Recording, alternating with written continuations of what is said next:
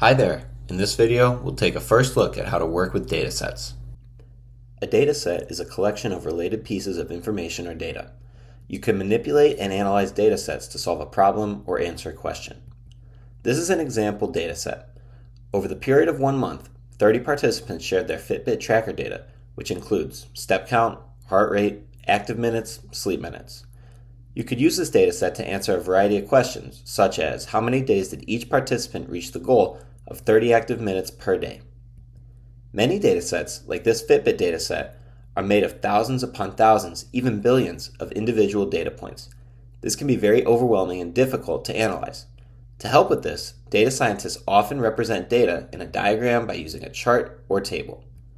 Here's an example of a portion of the Fitbit dataset in a table that is structured in rows and columns. The rows group fitness data by date and participant, and the columns contain the data points for each day, the participant, date, and the number of lightly active minutes, fairly active minutes, and very active minutes. In addition to tables, data scientists will use charts, such as a bar graph, to help visualize the dataset. Here, you can see the active minutes for participant A for each day. This view makes it easier to see the different variables in the dataset and how they relate to each other.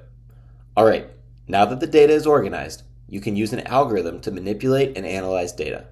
When it comes to planning the algorithm, the structure of the table can be very helpful. For our example, let's look at the question, how many days did each participant reach the goal of 30 active minutes per day? For analysis purposes, active minutes includes both the fairly active minutes and the very active minutes. Okay, let's draft our algorithm. Later on in this module, you will learn how to write algorithms in Java that process data. For this lesson, we'll focus on writing them in written language. First, look at each participant. Here, the focus is on participant A. Then, look at each day, which is one row. Within this row, only fairly active and very active count towards our 30-minute goal, not lightly active minutes. So the next step is to add the fairly active minutes with the very active minutes to get a sum. If the sum is greater than or equal to 30, which in this case it is, add 1 to the number of active days. Now that you have an algorithm, you can apply it to the remaining values in the dataset. Let's walk through a few more rows. Looking at the second row, you add the fairly active and very active minute values to get 40, which is greater than 30, so you add 1 to the total number of active days. You move on to the next row.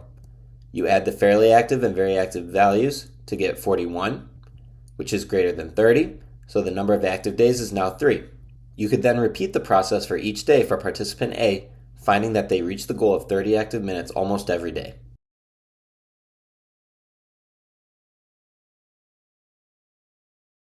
Once all the data has been processed for participant A, the algorithm would move on to participant B. Now that you have a basic understanding of analyzing data, let's generalize how to analyze data. You start by developing an algorithm that processes the data based on a desired outcome. Then you access one value at a time and process the data using the algorithm. Then you access the next value and process it using the same algorithm. You repeat this process for all values in the dataset.